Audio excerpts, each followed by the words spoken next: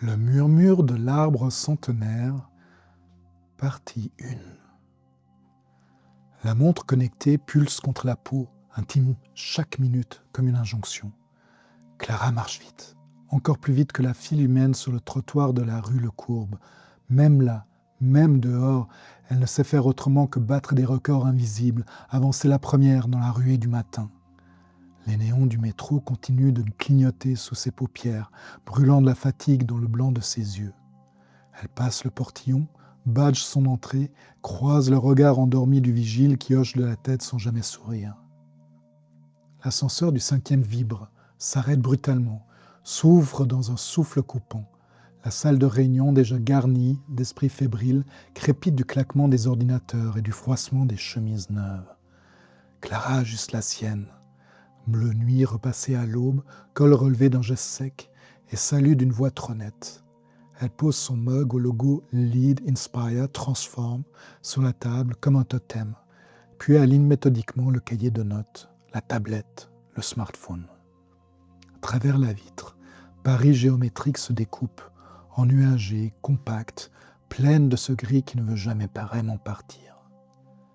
La réunion commence, scriptée à la minute près. Dans la pièce, les mots tombent comme des gouttes d'huile sur le carrelage gras et persistant. Synergie, roadmap, KPI, scalabilité. Clara navigue dans cet univers comme un poisson dans un bocal, chaque parole rebondissant sur la vitre épaisse de son professionnalisme. Elle note tout, corrige, nuance, suggère, sans jamais laisser filtrer la moindre trace de lassitude. Mais derrière la précision de ses interventions, il y a ce tremblement infime, le stylo qui s'acharne un peu trop sur le papier, la mâchoire qui se crispe à chaque digression. Le temps se comprime. Les visages autour de la table perdent leurs contours, deviennent des assemblages de sourcils inquiets, de bouches pressées. Une notification s'allume sur son téléphone. Réunion suivante dans 3 minutes. Clara ferme les yeux une seconde. Une seule. Pas plus. Même tout son corps en profite pour soupirer. Un picotement la parcourt, un appel lointain à prendre la fuite, à larguer les amarres du planning. Quand vient la pause, elle s'enroule dans son manteau beige, refuse poliment le café de la machine et descend. Personne ne la suit, pas même l'écho de ses talons sur les marches. Elle franchit la porte automatique, laissant derrière elle le parfum amer des bureaux et, sans réfléchir, bifurque vers la gauche, vers la clarté laiteuse du parc. La transition est brutale, presque douloureuse. L'air froid fouette le visage, la lumière de midi incendie le blanc de ses yeux fatigués. Clara ralentit, piégée par la texture molle du sol, par la lenteur de ce microcosme où rien ne se joue à la minute près.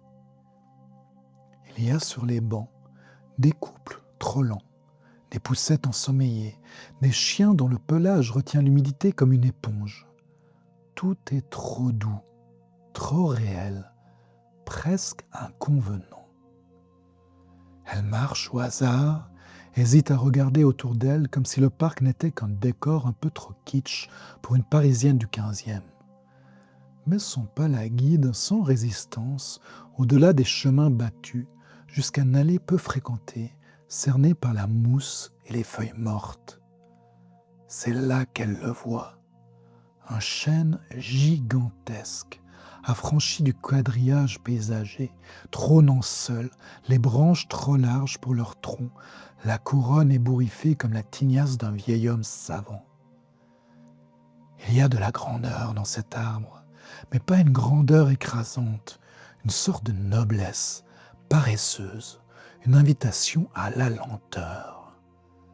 Clara ralentit pour de bon, puis s'arrête devant lui, frappée par l'envie, presque l'audace, de s'asseoir au pied du géant. Un coup d'œil autour, personne ne regarde.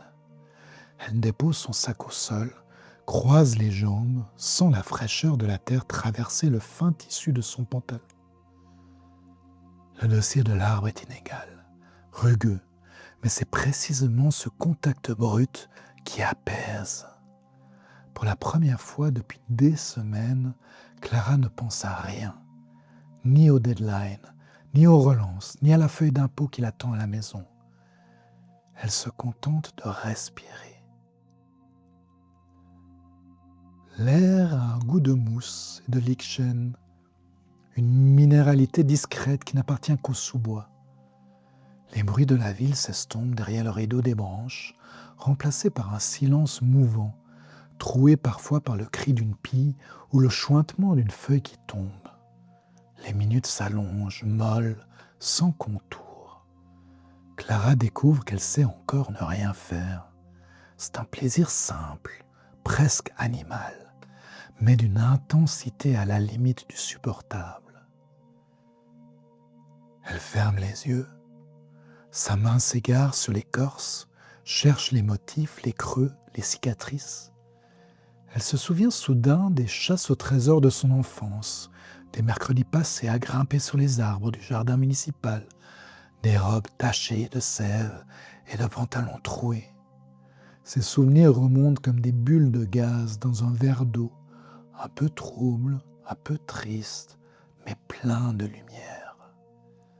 Un sourire lui vient, d'abord timide, puis éclatant, comme une fissure dans le masque de la cadre exemplaire. Quand la sonnerie de son téléphone retentit, la vibration la fait sursauter. Elle hésite, puis laisse l'appareil sonner dans le vide. À quoi bon reprendre à la course ? Elle n'a jamais eu de goût pour la fuite, mais là, ce n'est pas une fuite, c'est une pause, un souffle. Elle lève la tête vers la cime du chêne, tente d'imaginer la vie lente de l'arbre, sa patience immense, sa mémoire faite d'anneaux et de racines. Une pensée idiote lui traverse l'esprit. Il faudrait être arbre pour survivre à tout ça. Elle rit, un peu fort, un peu seule, et se sent soudain ridicule. Mais c'est une bonne gêne, une gêne vivante, qui lui donne envie de recommencer, de revenir ici demain et le lendemain encore. Clara récupère son sac, se relève lentement, frotte la poussière sur son manteau. Avant de partir, elle touche une dernière fois l'écorce du chêne, presque avec tendresse, comme un pacte secret. Dans l'après-midi, au bureau, elle retrouve son rôle et ses atours, mais quelque chose a bougé. Une faille imperceptible dans la surface, un relâchement dans la ligne des épaules. Elle prend les choses un peu moins au tragique, laisse filer une blague mal placée, sourit sans raison à la collègue d'en face.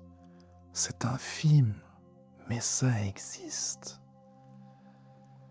Le soir, son appartement l'attend, ordonné à l'excès, chaque chose à sa place, la table lisse, les rideaux tirés avec une précision militaire. Clara rôde ses escarpins, s'étire, se prépare un thé.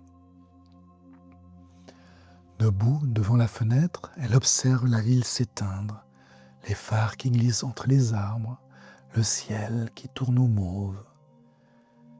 Elle pense au chêne, à la promesse silencieuse de sa pause, à la possibilité minuscule d'une vie différente. Juste avant de se coucher, elle pose un post-it jaune sur la porte d'entrée. Rendez-vous demain. Elle sourit, sûre pour une fois de tenir parole.